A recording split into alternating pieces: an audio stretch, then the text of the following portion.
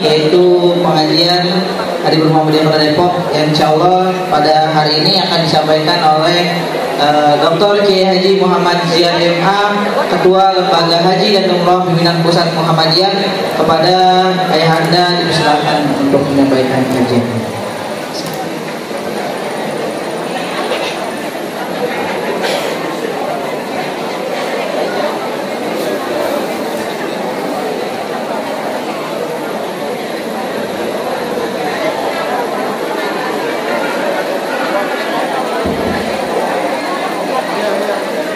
Assalamualaikum warahmatullahi wabarakatuh.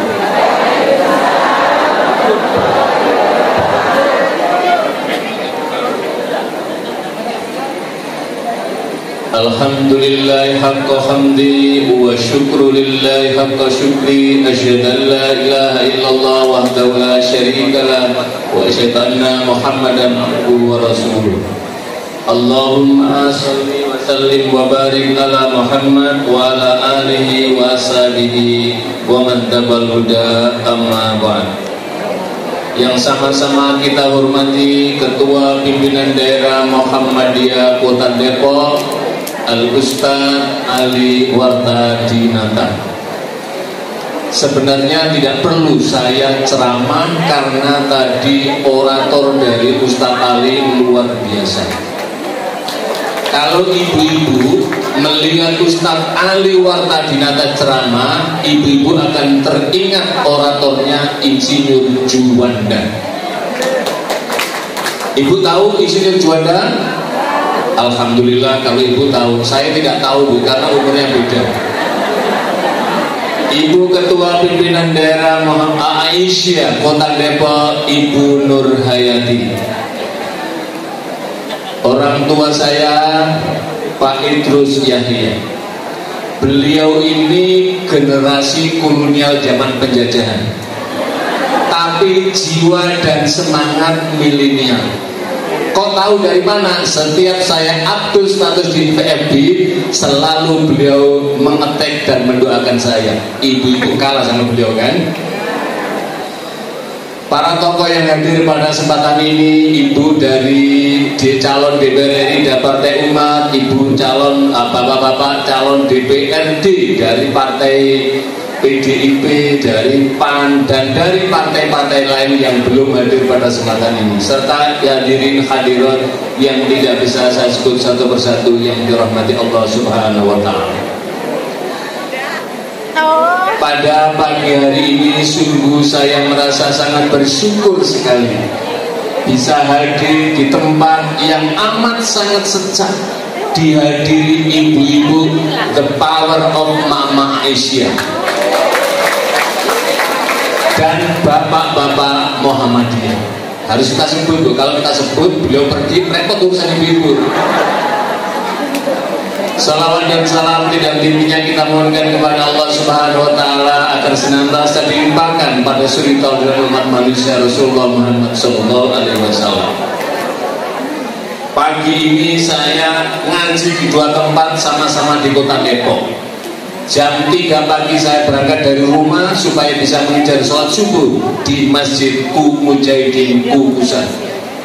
Ini masjid bersejarah. Saya ingat ngajinya mulai jam 6, sekarang dirubah. Ustaz, subuh di sini. Lah kalau subuh di sini berarti jam 3 selalu dari rumah. Ini luar biasa, ini pengajian di muka bumi satu-satunya di Kukusan. Kemudian lanjut kemari di Bojongsari. Karena itu izinkan saya membaca pantun. Burung nuri terbang tinggi, mencari makan di pagi hari. Sungguh terharu melihat Ibu Aisyah berbaris rapi, bertekad tinggi untuk berumroh dan berhaji. Betul kan? Pagi hari sarapan roti dan kopi, bersiap berangkat mengaji ke Bojongsari, mendapat voucher dari Ustadz Fikri, disaksikan Ketua PCM Buya Zamasari. Betul kan? Alhamdulillah. Bapak-bapak dan ibu-ibu sekalian, hari ini kita memperingati Milad Muhammadiyah yang ke-111 menurut kalender Masehi. Miladiyah. Muhammadiyah lahir pada tanggal 18 November 1912, sehingga hari ini tepat ke 111. Tapi kalau kita berkaca milad yang secara hijriah, maka hari ini adalah milad yang ke 115. Tadi ada apa tadi? Hadiah yang paling tertinggi tadi itu. Kapan Kiai Ahmad Dahlan dilahirkan atau tahun berapa? Bisa jawab. Untung tadi Ustaz Firly Pak Tias tadi nggak bertanya siapakah nama tetangga Kiai Ahmad Dahlan. Pasti ibu nggak tahu. Saya sendiri juga nggak tahu gitu. Karena saya teringat dulu ada dosen bertanya, semuanya bisa kita jawab. Kamu tahu siapa namanya pamannya John Locke? Nggak tahu, saya bilang gitu. Nanya pamannya John Locke, sehingga nggak lulus untuk naik. Itu cara ada saja cara tidak meluluskan. Ditanya pamannya, kan nggak pernah ada dalam sejarah. Lagi Ahmad Dahlan umurnya pendek. Beliau kan lahir pada tanggal 1 Agustus 1868. Saya ingat karena bulannya sama bulan Agustus. Dan kata Mbak Google, para ahli perbintangan, ayah yang baik adalah yang lahir bulan Agustus. Hidup yang lahir bulan Agustus. Kata Mbak Google, gitu kan gitu. Saya bulan Agustus lahirnya, Bu. Makanya kata istri saya baik sekali, anak saya bilang baik sekali, lahir bulan Agustus kan gitu. Itu hanya guyon saja. Semua tanggal lahir, semua yaumun itu adalah baik di sisi Allah. Inna iddata syuhuri indallah isna asyara syahra. Sesungguhnya bilangan hitungan bulan di sisi Allah adalah 12 bulan. Dan Kiai Ahmad Dahlan meninggal pun dalam usia yang sangat muda sekali, tanggal 23 Februari 1923, sehingga genaplah umurnya 54 tahun. 1 tahun lagi umur saya 54 tahun. Insya Allah diberikan panjang umur supaya saya bisa mendampingi berdakwah Ustadz Ali Wartadinata. Muhammadiyah dilahirkan pada tanggal berapa? Tanggal 8 Zulhijjah 1330 Hijriah. Apa maknanya ibu-ibu? Nanti akan terkait dengan mengapa kita mendirikan KBU meskipun sudah telat. Better late than never, lebih baik telat daripada tidak sama sekali. Tanggal 8 Zulhijjah adalah Yaumut Tarwiyah, hari di mana inilah hari memberikan minum jamaah haji. Maknanya adalah Muhammadiyah hadir untuk memberikan layanan terbaik kepada kaum muslimin. Layanan apa? Layanan dalam bidang pencerahan pendidikan. Makanya mendirikan sekolah-sekolah dari pendidikan PAUD, TK Aisyah hingga sampai perguruan tinggi. Catatan PAUD ada sekitar 11.000. Catatan TK Aba Aisyah Bistarul Afal ada 20.000 lebih. Ketika saya menjelang berkunjung dakwah safari dakwah di Kabupaten Karo, menjelang pintu perbatasan dengan Snow, dengan kabupaten, dengan provinsi Wanimu yang ada di distrik Papua Nugini, menitik air mata saya karena di situ ada gerbang yang amat sangat sederhana kayu, yaitu bunyinya TK Aisyah. Saya memandang lama termangu. Oh Aisyah, engkau berada di perbatasan, engkau menyanyikan lagu raditu billahi robba wa bil islami dina wa bi Muhammadin nabiyya wa rasulah. Tapi yang menyanyikan adalah anak-anak TK, bukan dari kaum muslimin, tapi dari saudara-saudara kita Nasrani. Kalau yang menyanyikan orang warga Kukusan, biasa. Ini warga perbatasan. Menitik air mata saya. Setelah itu bertanya, Pak Ziad, setelah menitik air mata apa? Pingsan? Tidak, jangan sampai pingsan, saya bilang. Sampai menitik air mata saja. Setelah itu baru kemudian ke perbatasan mengaji. Inilah yang menjadi power pendidikan kita. Karena itulah para ibu-ibu guru, maka guru itu harus mampu membangkitkan mimpi-mimpi anak sebagaimana dalam Laskar Pelangi. Kan gak pernah membayangkan, Pak. Lihat dalam pidatonya Pak Arfan, ketua yayasan, dan Ibu Muslimah yang inspiring, memberikan inspirasi pada anak-anak, sehingga anak-anak yang biasa kemudian bisa bangkit. Seorang Harun yang katanya idiot di dalam dijelaskan dalam film Laskar Pelangi itu sudah di sini. Dan inilah karya Andrea Hirata yang bestseller, satu-satunya novel setelah novel Bu Hamka yang sudah dicetak dan beredar di 168 negara. Bahkan Menteri Pendidikan Malaysia itu mewajibkan para budak-budak itu maksudnya anak kecil di sana, untuk menonton film, guru-guru diwajibkan untuk membaca seperti ini. Bayangkan Laskar Pelangi, sehingga waktu itu filmnya itu kan luar biasa dan sekarang menjadi monumen yang ada di Belitung Timur di Provinsi Bangka Belitung. Dan berkembanglah rumah sakit, berkembanglah dan seterusnya. Maka 8 Zulhijjah, hari Tarwiyah, berarti kita berikan pelayanan, karena itu pelayanan Muhammadiyah tidak pernah membeda-bedakan. Tadi Ustadz Dr. yang menyampaikan, Pak, Papua saja punya rumah sakit, Depok harus rumah sakit, takbir, kata beliau. Nanti saja mas takbirnya, setelah sudah jadi rumah sakitnya. Saya bulan yang lalu, tahun Ramadan tahun lalu saya safari bersama Pak Wakil Gubernur Papua Barat. Kemudian sampailah di di Sorong, kemudian saya panggil Pak Wagub ke sana. Saya malam ini mampir ke sana, kemudian saya safari di sana. Saya kelilingi area kampus Uni Muda Yuntas Muhammadiyah Pendidikan Sorong ini 64 hektar. 64 hektar.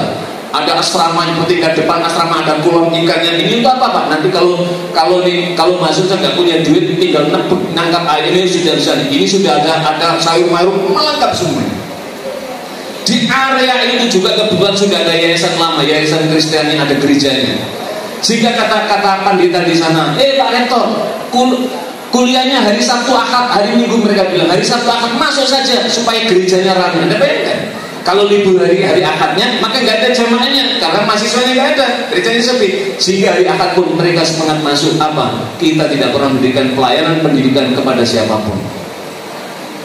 Dan ibu-ibu tahu Yaumut Tarwiyah, dan inilah yang membedakan KBU Muhammadiyah akan melakukan nampak jelas bahwa Yaumut Tarwiyah Rasulullah SAW adalah mabit di Mina. Maka kemudian jamaah haji kita dari KBU Muhammadiyah biasanya bersama maktabnya bayar sendiri nambah di luar ongkos BPIA, biaya perjalanan ibadah haji kan bayar BP itu, maka bayar sendiri kemudian mabit di Mina dari Mina dan Bauja Arafah. 1 tahun yang lalu 2022 kebetulan saya ikut tim konsultan ibadah haji dalam tim Amirul Haji. Kemudian sempat diputuskan waktu itu, ini nggak usah ke Tarwiyah, langsung saja ke Arafah. Nanti takut dari Mina dan telat nggak nyampe Arafah, dapat Tarwiyahnya nggak dapat Arafahnya, la hajja bi, maka sama dengan tidak haji. Karena al hajju Arafah, haji itu di Arafah, meskipun walau lahdatan saat, meskipun hanya sejenak, mesti harus sempat berdiam diri berada di Arafah. Makanya bagi orang-orang yang sedang sakit, bahkan menjelang sakarat, diwukuf safarikan berada di dalam bis, di dalam ambulan, yang penting bisa menyebut subhanallah akbar, wis cukup, wis langsung di sana meskipun hanya beberapa menit, maka keluar jadilah Haji Joni, Haji Ahmad dan seterusnya. Kalau tidak sempat, sudah nyampe di sana berhari tapi nggak ke Arafah. Panas, tahu pergi ke Mekah, pergi Pak, keliling semuanya. Gimana cerita Arafah? Saya tidak sampai ke Arafah Pak, langsung saja. Berarti Bapak tidak berhaji pulang, maka tidak disebut haji, tapi disebut Pak Umroh Ahmad. Al-Hajju Arafah.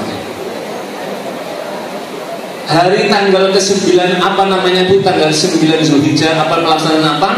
Arafah. Arafah itu bahasa lainnya selain mengenal diri, inilah muktamar pertemuan jamaah haji internasional. Berkumpul seluruhnya hanya membawa 2 kain, yaitu kain ihram saja, semua sepanjang putih. Makanya kita berdebar orang kita, banyak orang laki-laki yang hebat, otot kawat balung besi katanya, tapi begitu sudah memasuki arena Arafah berderai air mata, dimarahi istri di rumah tidak pernah mempan, berderai air mata, pantang bapak-bapak menangis di depan istri. Betul Pak? Hidup bapak-bapak. Tapi begitu masuk di Arafah, belum ada komando apa-apa, berderai air matanya. Kapan itu berderai air mata? Karena sudah masuk Yaumul Arafah, bisa menangis ya di tanggal 9 itu Bu.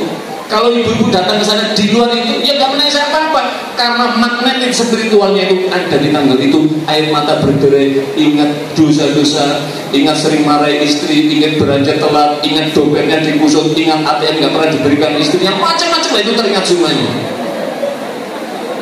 Sehingga kadang-kadang ber-SMS, mohon maaf ya, istrinya polos, cukup ya Pak saya maafkan. Istrinya ditanya Pak, Maaf ya, ini maaf tentang apa ini Pak? Ya mohon maaf saja, harus jelas ini supaya kita bisa berikan maaf. Itu penting Bu, supaya transparan, tidak ada yang disembunyikan. Betul Ibu-ibu? Betul ya katanya Pak, kalah kita Pak. Ini dia apa maknanya? Muhammadiyah setelah tanggal 8 menyiapkan infrastruktur pencerdasan, pendidikan, kesehatan untuk masyarakat Islam Indonesia supaya tidak tertinggal. Maka yang kedua adalah harus melangkah bahwa kita ini adalah bagian dunia global, dunia internasional. Maka Muhammadiyah menatap internasional. Maka topik yang ke-milad yang ke-111 ini adalah ikhtiar menyelamatkan semesta. Saya yakin kalau ibu-ibu Aisyah ini sekarang ini kemudian tinggal di Gaza, nggak mungkin kita ada pengajian begini Bu. Betul nggak Bu? Ya gimana peluru seperti itu? Tapi bayangkan anak-anak di sana, nggak pernah ada takut peluru seperti itu. Padahal ibu-ibu ini ada petir saja, mati aku. Petir lewat mati aku katanya. Di sana dador biasa saja. Karena apa? Karena jiwanya sudah berpaut dengan Allah Subhanahu wa Ta'ala. Gerakan internasionalisasi Muhammadiyah inilah, makanya kemudian Muhammadiyah menyponsori gerakan-gerakan kemanusiaan, gerakan-gerakan pencerdasan internasional. Alhamdulillah tadi Ustadz Ali menyampaikan Muhammadiyah telah mengumpulkan, ini adalah luar biasa di Indonesia ini. Saya kebetulan waktu saya jadi Jenderal Majelis Ulama Indonesia, antri dimintai daerah-daerah bahkan sampai kabupaten-kabupaten kota menyelenggarakan aksi bela Palestina dan kemudian donasi yang luar biasa. Majelis Ulama sudah menyerahkan segini, lazismu PP Muhammadiyah sudah mengumpulkan dan sudah sebagian sudah disalurkan periode dari sebelum-sebelumnya sudah terkumpul lebih dari 42 miliar. Makanya Muhammadiyah selalu di hati untuk saudara-saudara kita di Gaza, selalu thank you very much, syukran jazilan ya Muhammadiyah fi Andalusi.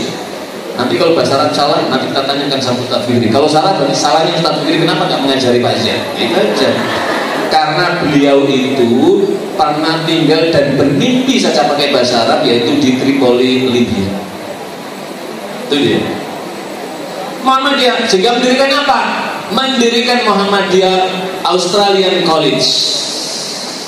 Muhammadiyah Australian College itu berdiri di kota Melton City yang ada di negara bagian Victoria, Australia. Sebelumnya sudah beli Bu, tahun 2017 ketika saya diutus oleh PP Muhammadiyah Safar Ramadan di Bone Australia, saya kelilingi Bu, 10 area 10 hektar sambil saya berdoa bersolawat, ya Allah rahmati berkahi di bumi akan menjadi syiar dakwah. Barulah kemudian tahun kemarin itu dapat izin, tepatnya di bulan Januari 22 dapat izin sekolah Australia Muhammadiyah Australian College ini. Setingkat sekarang setingkat SD. Apa yang terjadi Bu? Persis di milad Muhammadiyah tanggal 18, tanggal 19, kita 18 tanggal 19 kemarin, Muhammadiyah Australian College memenangkan sebagai juara ketiga lomba sains senegara Australia. Kau tepuk tangan Bu, saya bangga, kita bangga kan Bu. Dia yang 2 tahun saja itu memenangkan lomba nomor 3 senegara Australia. Bagaimana dengan SD Bojongsari, SD Kukusan yang lahir sejak menjelang pasca kemerdekaan Indonesia, sudah tingkat berapa di tingkat kabupaten, provinsi dan nasional. Jadi selain nabung tadi bersama Ustadz Ali tadi itu untuk berumroh, para guru-guru juga suatu saat nanti bisa mungkin studi banding lah untuk membanding-bandingkan di sana ke Australia. Selain tahu negara Australia, juga mengasah bahasa Inggrisnya. Karena di sana hatur nuwun kumaha damai sih, nggak ada damang-damangan di sana. Melatih bahasa Inggris. Dan juga Muhammadiyah mendirikan University Muhammadiyah Malaysia yang dikenal dengan UMAM yang ada di negara bagian Perlis. Beberapa bulan lalu saya datang ke sana kampus, saya berdoa ya Allah rahmati dan berkahi, tumbuh dan berkembang ini menjadi syiar Muhammadiyah. Yang di Mesir juga ada TK Amal, ada Amal Usaha, ada Aisyah. Bahkan di Kampung Baru Kuala Lumpur Malaysia itu ada kelompok belajar untuk anak-anak di sana. Ini adalah bagian dari ikhtiar menyelamatkan semesta supaya orang tersinari dengan syiar dakwah Muhammadiyah. Ini yang paling penting sekarang. Dan Muhammadiyah terus mendorong kepada pemerintah, pada Menlu, dan kita bangga punya Menlu seorang wanita yang sekarang ini diutus oleh OKI, Organisasi Konferensi Islam, mewakili negara-negara Islam untuk berkeliling Eropa mencari dukungan untuk kemerdekaan Palestina dan pengakuan serta menghentikan kekerasan terhadap Gaza. Kalau ibu-ibu kemarin, bapak-bapak mendengarkan pidatonya Benyamin Netanyahu, karena Benyamin Netanyahu menyatakan kami ini adalah Masehi, kami ini keturunan Nabi Yusuf alaihissalam, kami akan itu mimpi Malaysia, Indonesia, Pakistan kalau ingin memerdekakan Palestina, mendukung Palestina. Begitu rasanya kalau diizinkan saya mau ngajak Ustaz Ali berangkat ke sana, takbir di sana, bawa di sana gitu. Karena apa Bu? Saya menangis ketika rumah sakit Indonesia di kota Gaza dibombardir habis-habisan, luluh lantak, dan beberapa sebelum kejahatan ini dikasih ultimatum dalam hitungan 4 jam harus dikosongkan, kalau tidak akan dijatuhi bom lagi. Bayangkan, orang-orang sudah tidak bisa. Ini orang-orang Israel ini bukan lagi manusia, fisiknya manusia, tetapi hati dan jiwanya adalah iblis. Untuk tahu tentang Palestina tidak perlu kita menjadi orang beragama, cukup kita menjadi manusia, maka kita akan tahu nilai kemanusiaan itu. Muhammadiyah berdiri terdepan dalam konteks itu. Karena itulah tagline tema semesta ini adalah kita ingin mengajak seluruh dunia ini bagaimana membangun kedamaian dan kesejahteraan. Makanya ibu-ibu sekalian yang dirahmati Allah Subhanahu wa taala, para hadirin hadirat, di Mukadimah Anggaran Dasar Muhammadiyah itu dijelaskan salah satu di antara tujuan pokok Muhammadiyah itu adalah mengantarkan warganya ke pintu gerbang Jannatul Naim. Saya ditanya sama jamaah pelatihan, Pak, mengapa Muhammadiyah kok hanya mengantarkan warga pengurusnya sampai di pintu gerbang, mengapa nggak langsung dibawa masuk ke surga saja? Saya jawab, Muhammadiyah hanya sanggup mengantarkan ke pintu gerbangnya saja karena Muhammadiyah mengantarkan sampai warganya itu masih hidup di muka bumi, dididik, diajak mengaji dan seterusnya. Seperti ibu-ibu ini, kalau tidak tahu tujuan kita ke pintu gerbang Jannatul Naim untuk apa? Berpanas ria di sini. Tapi karena tahu ke pintu gerbang Jannatul Naim, maka kemudian kita itu berbondong-bondong ke sini. Meskipun nanti kita akan didinginkan dengan es apa tadi, warna sari. Apa namanya es tadi itu? Nah, itu dia tuh. Tapi itu tidak mampu untuk menahan nanti yaumul qiyamah. Yang menahan adalah langkah-langkah menuju ke majelis ilmu ini. Kata Nabi SAW dalam hadis yang sahih, man salaka thoriqan yaltamisu fi ilman salallahu lahu thoriqan ilal jannah. Siapa orangnya yang pergi ke suatu majelis untuk mendapatkan ilmu, maka Allah akan permudah jalannya menuju ke surganya Allah Subhanahu wa taala. Berarti bapak-bapak dan ibu hadir ke sini adalah untuk mengambil pintu kunci surga. Untuk apa ibu-ibu dikasih misalkan suami? Bu, saya sudah berikan perumahan, sudah ada rumah, mana kuncinya Pak? Buka sendiri. Masa ibu bawa pakai linggis? Ambil kuncinya untuk membuka, baru diperiksa. Begitu dibuka, loh, ini siapa Pak? Gadis di sini. Ini siapa ini? Ini mahasiswi UTM, Universitas Teknologi Muhammadiyah. Loh, kok bisa di sini? Sabarlah Mas, sabar, tinggal di sini masa nggak boleh? Loh, kok sehari 2 hari sampai 6 tahun kok nggak lulus? Ya memang maunya permanen di sini Mas. Dilala ternyata sudah tercatat di KU. Ini tidak dibolehkan. Lah nanti di surga itu, bapak-bapak sekalian, di surga itu Allah sudah sediakan azwajum mutahharah, para istri-istri. Saya menyebut para istri-istri karena di sana disebutkan bidadari itu minimal jumlahnya 7. Pak, sanggup nggak Pak kita 7? Mungkin ibu-ibu begini, Pak, cemburu kayak mana? Di surga nggak ada cemburu Bu, tenang saja Bu. Bapak-bapak juga nggak usah takut Pak, tenang aja kita Pak, bersama-sama di sana. Ibu-ibu supaya nggak cemburu, Allah sudah menyediakan aneka macam permata emas. Jadi bapak-bapak, kalau ibu sedang ngamuk, ajak ke mall belikan gelang diam itu Pak. Dari mana surga sudah berikan rumus. Nanti di surga para ibu-ibu dikasih aneka macam gelang emas, mutiara dan seterusnya, kemudian mandi di udah tenang dia semuanya. Apa maknanya dalam konteks ini? Muhammadiyah mendidik warganya, meningkatkan kualitas spiritualnya, sehingga dengan kualitas spiritualnya itu muncul kesadaran kemanusiaannya. Maka diajak oleh Ustaz Ali berderma, berinfak dan lain-lainnya tadi. Inilah yang nanti menjadi bekal untuk sampai ke pintu gerbang. Selanjutnya ketika sudah mati, kemudian husnul khotimah, selanjutnya ibu tanggung jawab individu-individu kepada malaikat. Muhammadiyah tidak bisa melobi kepada malaikat, hanya menyampaikan, ya Allah, kiamat dalamnya menyampaikan, ya Allah, mereka itu adalah orang-orang tulus dalam barisanku untuk mengikuti ittiba'us sunnati Rasulullah SAW, untuk mengikuti sunnah Rasulullah Muhammad SAW. Makanya organisasi itu kata Kemadalan nanti namanya aku kasih nama Muhammadiyah, supaya wargaku, pengikutku, jamaahku ikut pada junjunganmu Kanjeng Nabi Muhammad SAW.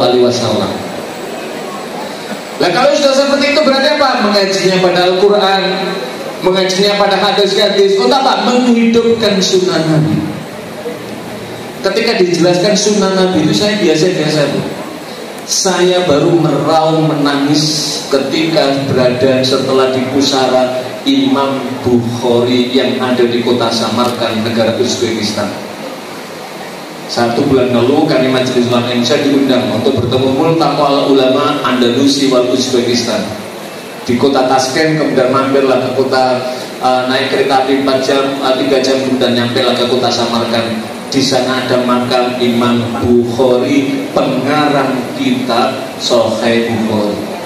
Begitu lihat biografinya, menangis saya, merasa ya Allah, hambamu ini kotor, tidak ada artinya apa-apa. Imam Bukhari itu dari kota Bukhara, kemudian mengelilingi jalur sutra, kemudian sampailah ke Kufah, Baghdad, seterusnya sampai ke makam Madinah. 16 tahun lamanya dihabiskan untuk mengumpulkan kitab hadis. Bayangkan, setiap menulis kitab hadis, setiap satu hadis mengambil air wudhu dan kemudian bersolawat kepada Nabi. Mudah-mudahan yang ditulisnya dalam membawa berkah. Apa maknanya? Kita punya anak, kita punya saudara, kita punya suami, kita punya istri. Bagi bapak-bapak, jangan pernah hanya bertumpu pada nalar dan harta, tapi bertumpulah kepada Allah Al-Ghani, Allah yang maha alim, yang maha berilmu. Kita sandarkan kehidupan kita kepada Allah Subhanahu wa ta'ala.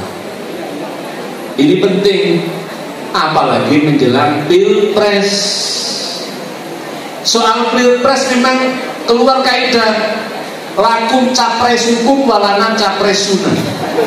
Bagimu capresmu, bagiku capresku. Walakum partai hukum walana partai sunnah. Bagimu partaimu, bagiku partaiku. Tapi pilih capres yang mengerti Indonesia itu mau dibawa kemana, bukan lucu-lucuan. Emang lucu ini? Betul nggak Bu? Nah, kalau udah ibu-ibu membetulkan, kita ikut ibu-ibu saja. Ini penting, karena itulah perlu apa? Perlu bermunajat. Kata Imam Ahmad bin Hanbal, andai kata Anda kaum muslimin dikasih kesempatan berdoa dan hanya ada satu doa yang dikabulkan oleh Allah, kira-kira ibu-ibu doanya apa Bu? Punya anak yang soleh dan punya suami yang setia pada istri, tidak kawin lagi, begitu kan Bu? Kata Imam Ahmad bin Hanbal, jika ada satu doa dan satu doa itu yang makbul, yang dikabulkan, doalah satu, Allahumma rzuqna imaman adilan. Ya Allah, karuniakan kepadaku imam yang adil. Sebab kalau imam yang adil akan bisa mengantarkan ibu-ibu ini, anak-anaknya menjadi soleh, karena diciptakan pendidikan, lingkungannya yang soleh, sekolahnya soleh, apa-apanya soleh, anak ibu akan ikut soleh. Narkoba tidak boleh, ini tidak boleh, ini tidak boleh, yang haram semuanya no way, yang adanya yang halal saja.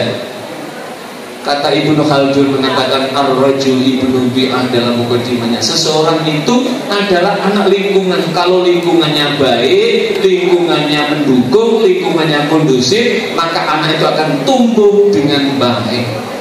Karena itulah Muhammadiyah hadir untuk menciptakan. Makanya tadi Ustaz Ali apa? Mari kita tanam sebanyak-banyaknya. Sayangnya tadi sebenarnya saya tadi ini menunggu Ustaz Ali menyebut salah satu pohon yang murah meriah. Tapi kan yang berbuat